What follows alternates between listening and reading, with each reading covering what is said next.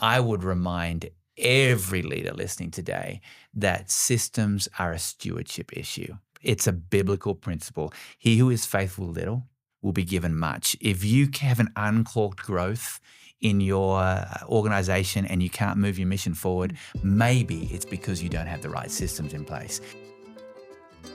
You do not rise to the level of your goals, you fall to the level of your systems. That's a bold statement. And if we're honest, for some of us, systems don't sound very exciting. But what if the thing that's currently exhausting your team, or slowing your momentum, or creating unnecessary friction is not a people problem, it's a systems problem? That's our focus on today's episode of Reaching for Remarkable. I'm Brooke Hodnefield with Slingshot Group, where we help you build remarkable teams through staffing and coaching. Today, I'm joined by Tim Foote, CEO of Slingshot Group and author of Reaching for Remarkable, Sarah Riebe, our COO, and Phil Bowdle from our team at Slingshot. Hi, guys. Hey, Brooke. Yeah, this is one of those ones where people are going, systems? We don't want to talk about systems. I like talking about systems. Yeah. We absolutely need to. Sarah could just do this alone, really, to be honest. See, I'm one of those people. I don't want to talk about systems, but in this pathway, we couldn't have this pathway without systems. Got to do it. It's critical, and it's one of the 7 on purpose. So, Tim, let's start by defining this key signature. How do you define systems, and why the heck are they so critical? Because systems are scalable design for remarkable growth. Mission momentum does not happen by accident. And without the right systems, it's going to be unhealthy and it's going to be all out of control. So all other 6 signatures could be firing on all 6 cylinders, but you lose sight of system. You've lost your infrastructure. Essentially, with all the key signatures work together like that. Right. But yeah, if you want to scale something, if you want to truly move your mission forward, you need scalable design, scalable systems. And what I love is you start this chapter by talking about a story about 54% growth, which I know Sarah knows very well as well. So why don't you tell us about that? Yeah, it's in 2021, we had 54% growth at Slingshot Group. You called the Bonkers Year. Well, actually, I didn't call it Bonkers Year. It was the Bonkers Year. Sarah calls it the Bonkers Year. And it was crazy. I remember going through the end of year review, and that's what you said. But Sarah, talk about what it did to us. Yeah, it was, we said earlier, systems are vital and important so that they are serving the team. And so when you do not have a good system foundation, you're burning out your team.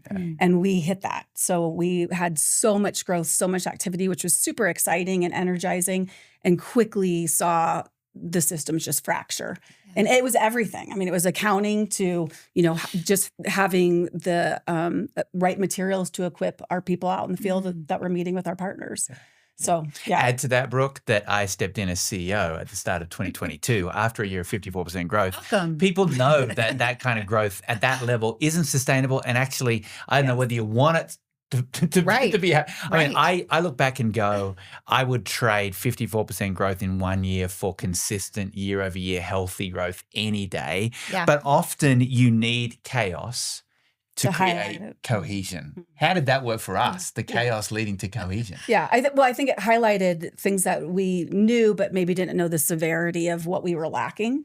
So it brought a clarifying moment of, okay, we see what's working, we know what's not working, and now how do we, bring our team around this to figure out what infrastructure needs to be rebuilt or brought in so that we can scale and continue to grow and be on our mission. Everybody wants growth. We want our mission to grow. We want our mission to move forward. Everybody wants growth, but growth without healthy systems can actually kill you. Yeah. You think about a crude definition for cancer is cells growing too quickly. Growth without the right systems can kill your team. Yeah. So what you're saying too is that growth can actually be a warning light. So tell us a little bit more. What does that mean exactly? Well, growth, if you're growing, you absolutely need to be assessing your systems to handle that kind of growth. You need to create healthy systems before you need them. Yeah. Phil, you work with a lot of teams that are growing. So where do you see growth exposing weak systems?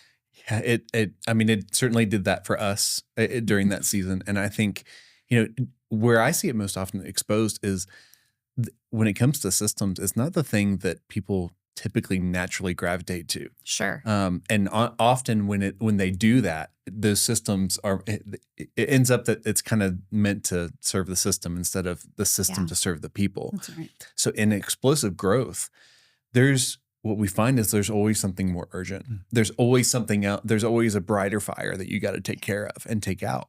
And so it starts to fracture and break. And often it puts an expectation for the team to play superhero, to be to fix the broken systems on their own, or to overcome obstacles that they may not be able to do for the long term, which leads to burnout, frustration. Leads to less effective work on our mission and stuff. So you can see the symptoms all over it. The challenge is often we have to learn the hard way. This is in the teams we see and work with. It's rare that they're getting ahead of it. Yeah. Often we have to learn the hard way to see what's at stake, to realize, oh no, like we've got to put intentional time and focus and design on this because it's stalling our growth. Yeah. Have you ever seen some of the on social media, somebody like an influencer or something promotes a product or promotes a thing, and all of a sudden the website crashes. The product line isn't in place. All of a sudden it's like the very thing we wanted, ready for it. we were not ready for it. And that's why I think this key signature is so important, Tim. And what you're writing about it may not be your favorite. And honestly, this may be the one that people are tempted to skip in here. But what we're trying to do is say this is actually going to be the silent thing that might actually stall the very thing you were hoping for your team in the first place. Skip this one and you're in for a whole world of hurt. You know, it's interesting, as we were rebuilding following 2021 and really looking at our systems to scale, we took our team into a forest. I write about it in the book, in the Rocky Mountains in Colorado, and we took them to an aspen stand or an aspen grove. Now, many would know that an aspen grove, they're some of the largest living organisms in the world because of their underground root system. An aspen grove isn't a bunch of trees hanging out together. Right. It's one tree connected by an underground root system. And if you see an aspen grove or a couple around town, I live in the Denver area, they're only going to last 10, 20, 30 years. An aspen tree in an aspen grove or an aspen stand lasts thousands of years because it's connected to a system. And it was really important for us to remind our team, not only as we scale our own growth, but as we coach and consult so many teams about how they scale their growth, that systems are vital. Yeah, essential because it serves the people. Sarah? Yeah, I would just add too, I think when you have a season of growth and you see your systems breaking down, if you're not stepping in to do something, people are creating workarounds. And that will really jeopardize, frankly, how you are serving whatever your mission is. Workarounds? You didn't like Has this happened to you before, Sarah? Once or twice. Yeah. Bunch of mini it's systems. It's important. Again, the point of a good system is that it is serving your team. Yeah. It's helping them be the most effective that they can be in the mission that we're called to. And what I've loved about just the systems even we've, deployed at Slingshot and have evolved is hearing how you have approached the systems that we use. You've asked great questions. You've talked to everyone that is interacting with these systems to ensure that it actually serves the people and not the people serving the systems. Because if it's too clunky, it's actually not productive or helpful. That actually just slows things down. But you have to stop long enough to ask those questions. Well, often what happens too is as leaders, we think, oh, we have a people problem. Right. This person is failing. We gotta step in. We gotta replace them. Put somebody else in there. And at the roots of it is not a people issue. It's a system issue. Right. And we can so easily mistake the two. Absolutely. And that's kind of the direction I think I'd like to go with our conversation, because I do feel like you hear people saying, we don't need more process. We need better people. We've tried systems. It's clunky. It slows us down. We're already overwhelmed. We'll do this later. So are systems really that important for us to focus on?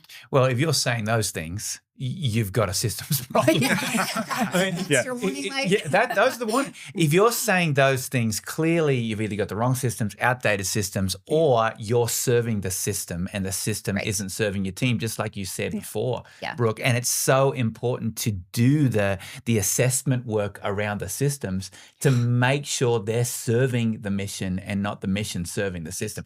So often we walk into team environments where we can immediately see, that's a legacy system. I mean, you got Old. that is driving work where that should be supporting work. Right. And it's so important for often to have outside eyes to see that, but to have a regular assessment process. Yeah. Well, and I think we've spoken about this several times with many of these different signatures. You have to stop long enough to consider, is this working for us? Because it feels like it's counterproductive to stop and actually evaluate, but you could save so much time getting the right thing in place, and your people feel heard and honored, as a result of it as well. Phil, creative leaders. Let's talk about creative leaders. They especially resist systems. They think structure kills innovation and creativity. So is that true? You would think so. You would think it's true. And I think it's the exact opposite. Creatives actually, what I've found and have experienced myself is we actually thrive in restraints. We thrive in structure. We thrive when it's like, hey, it's not these things, it's this. And we have a box to kind of work in and play in and stuff. So naturally you think creatives want no boundaries, no lines. And actually we need systems for that to actually It's where work. the signatures came from. Yeah. The whole concept of these 7 key signatures is there are 7 major keys, and there's structure around creativity. You need structure for genius, right? Absolutely. Yeah. It makes it attainable for somebody to actually figure out, all of us have decision fatigue in our lives and our work. We have information overload. It can feel crippling. So when you can give the gift of a creative or a gift to anybody of, hey, here's the simple way that we want to serve you as you serve our conviction and you serve our mission, you're giving a team a gift. And you don't actually have to care about systems. You have to just honor and appreciate the role that they can play. Because I know plenty of, Tim, you said, like, they're not my favorite. Like and a lot of people want to break them. There's plenty of leaders that would say, this is a blind spot for me. And I'm self-aware enough to know that this is not going to be my strength. So I need to bring a Sarah on my team. I need to bring a person that's like, that this is something that they know. And so that we are team aware enough to know we have to have this to serve our team well. Yeah. That's so good, Phil. Sarah, I'm curious, our Slingshot team is filled with a lot of creative people. So you having to share and roll out a system, how have you gotten buy-in from creative leaders and those that maybe have the pushback that like Phil was talking about? Yeah, that's a good question. Yeah, I think it's really important as anyone who's in the operational space on their organization to first just hold the value that whatever we're bringing in is supposed to be helping our team. Yeah. It's supposed to be giving them more time. It's not supposed to be taking time. So to do a fair amount of research to bring people in on that decision process, you do not want to make that in a silo. And you were hitting on it earlier, to be constantly revisiting it. I think there's a real temptation when you invest in it. They're expensive. Sure. Your CRM, your ATM, whatever you're using. That's a big investment that an organization's making. But it's likely not going to be your forever system. You will outgrow it at some point. So it's, not getting stuck in a feedback loop, checking in with people at all levels of your organization to say, is this still working for you? Show me what's not working well. When we just rolled out a system within the last year at Slingshot, it is a major disruptor. It's like your whole team has to learn something new. So to think ahead of that and to give just a lot of intentionality of what's the best way to train. Some people are going to need one-on-one. Others, you can do a quick Zoom call and get up to speed. Finding influencers in your organization to train first and know that they'll be your ambassadors and, help people get buy-in. Yeah. It's realizing there's a grieving process too for the whole system and giving voice to that. And I mean, Sarah, you've done a great job at listening and understanding and going back and doing the research and coming back with the answers. And we see that in teams all the time. They'll force a new system in. Right. There won't be buy-in. And it wasn't the wrong system.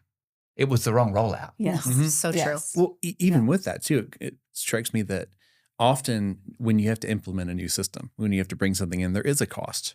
There's a real financial cost often, but there's a time, there is a energy. And so often the trap that we see people step into is it becomes all about the system. The system is the hero when that was never designed to be the hero. It's the conviction it's the first key signature. Yeah. It all starts from that. Mhm. So if you're implementing new systems without tying that back to your core conviction of why you're doing it in the first place, don't be surprised when it doesn't go over super well Yeah. and the cost Yeah. is higher than you even expect. Yeah. Yeah. Yeah.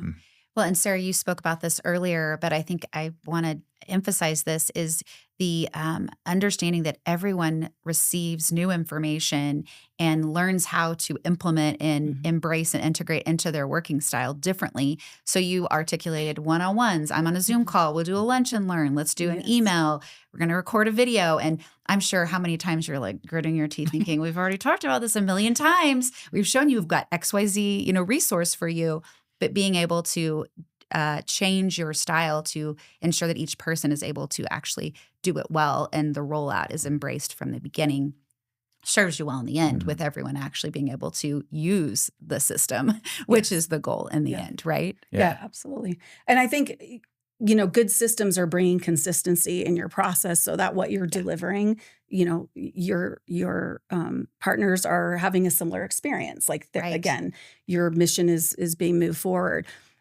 And systems, we can drift to them being very black and white. And it's like, well, this is just the way we do it. Yeah. And I've just, I think in my earlier years in operations, like that was probably my bent. And over time I've learned like, it doesn't work that way. Nothing is one size fits all. No system is going to be the perfect answer. You need to be able to adjust in real time and even adjust a system for specific people to be like, okay, this is not working. I've got to figure out something else for this specific team. So I think there just needs to be a posture of learning and openness. And again, valuing your team over the system. You've got to value the good team mantra when it comes to systems, man. Systems are kind to people and they help people thrive. And we've found that when we're doing high-level searches for executive pastors or chief operations directors and all of those kinds of roles, they've got to be leaders who can see around corners and who know the systems that are going to be needed and to be able to anticipate the questions that are going to be asked and how to manage the change and all of those things. Yeah. And even spot what you don't know is missing, right? You sometimes walk into an organization and they don't have something, but that is not best practice or standard. So to be able to have eyes to see those things too. But Tim, let's talk about traps. You often, you outline many of those traps on systems, but let's zero in on one that feels especially sneaky, the complacency trap. You say complacency often disguises itself, I love this word, as urgency. What do you mean by that? Yeah, well, often we think complacency is good friends with laziness, but actually, I think we more see it coming up in the context of urgency. It's when systems work, culture work, leadership development takes a back seat because there are so many other important things happening. And before we know it, our systems are cracking. It's like what we learned when we had intense growth. We walk into a lot of environments, a lot of organizations and teams where growth is happening and they need new leaders or they need advice. And you have to focus on the important work of systems, not just what you think is important now, what's going to be needed. I mean, that's what we learned that after 21, didn't we? Yes. Yeah, absolutely. Yeah. There has to be an openness to that. And sometimes your best ideas are coming from other people in the organization. Like it's not, you have to be careful of the top down of like, how are we solving this? The people that are out using them, your team members, are going to give you really good feedback and often have the ideas of like, there's something else. I mean, our best tools honestly have come from other people in the organization saying, hey, have you guys checked this out? You need to see this. And then we'll do the deep dive and be like, that's exactly what we need. The most remarkable teams aren't just busy, they're building. They're always building. There's a very big distinction between those two things. Absolutely. Phil, what have you seen in relation to traps and maybe the more common one that you've seen as you've coached and worked alongside organizations? Well, I mean, we're speaking to it. I think it's the fact that you're always going to have the temptation that something else is more important. And I think even for leaders, whether you love systems or not, we also have to, people are expecting us to lead in a way that other people would want to be led, and that they would say like, they know what they're doing. They're being responsible with their role, their gifting. I remember a season for me, early on in my work where I realized my I couldn't just outwork bad systems. Ooh, that's good. And I realized the thing that I found was I thought the system around me was the lid and I was the lid. I was the lid because it was limited to the best that I could do. And me being that hero dependency trap, like that sense of, if I just work an extra 5 hours, if I just wake up a little bit earlier and just get caught up, then I'll have this magical time of then I'll just work on systems and everything else will slow down. And that time never happened. So it took for me personally to realize I have to actually say, this is going to be the thing that is the most important thing. And I've got to like budget my time and my resources to say nothing else is going to be more important that comes up because it's for everybody else's sake, including mine. And I can look back to that very moment of looking back to say, that's when I moved from a reactive manager of tasks to a proactive leader that could actually start mobilizing, using other people and connecting other people and helping give them systems to thrive. Because, practically if your way of making things happen, getting things done is a Post-it note on your desk. Great. If that works for you, that's great. I love a good Post-it note. The best project management system is the one that you use. And if that's what you use, it's great. But if you hit your lid of realizing, well, we work with freelancers or we work with other outsourcing people, they aren't seeing your Post-it note. Right. So you are now the lid because you haven't invested in saying, how do I take my preference might be here, but my reality and my mission is at stake if I don't level up. Yeah. So it's a system issue. And I that's the thing. I think we've got to maybe be real with ourselves that this isn't just going to happen. You don't usually stumble into a simple system. You work your way through it. Yeah. You tweak it, you invest in it, and that takes time. And we got to give it that for the sake of our mission. Yeah. There's such a difference between building and scaling. And you've got to keep your eyes on it because when you're building, you're piecing stuff together and you're celebrating every win. And before you know it, you need to be a scaling team or a scaling organization and you didn't build the right systems or look at the right systems to move to scaling the mission. Yeah. So you kind of just described busy looks different from building to scaling. And you really have to evaluate your systems along the way and kind of evolve as those things are evolving too. I love this line from the book, identifying traps is not enough. Awareness without action changes nothing. I love that. For the leader who is still thinking, this sounds good, but I don't know where the heck to start, I would love to hear from all three of you. How the heck do you just put that first step forward in motion? I would say the first thing to do is an audit. I mean, get feedback from your team. What's working, what's not working, and just ask the right questions and be curious about it.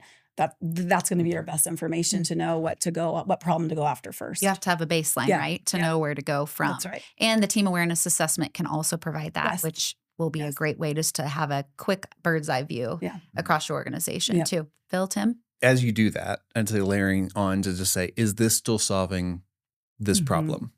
Because there is, with AI now especially, there is no lack of system options out there. You can, and every day it feels like there's something of, is this a better version of what this was? And is this cheaper and all that?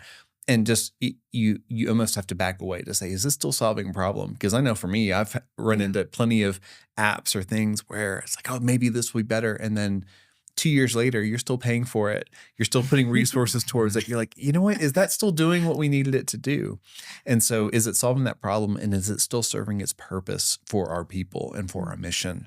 Are two critical things that I think as you audit that, that's not something you can do now and then just coast for the next couple of years. That's a continual conversation you got to keep having. Because the work's going to change as you grow, as you build, as you scale, right? So it's going to look different at every turn. Absolutely. And you have to have leaders that can see around the corner so you don't find yourself at a place of urgency when you could have been more proactive. Right. What about you, Tim? I have to give voice, and you touched on this, Phil, and this is a whole separate podcast episode, but we are living in a moment in history when there is no excuse for not continually assessing your systems.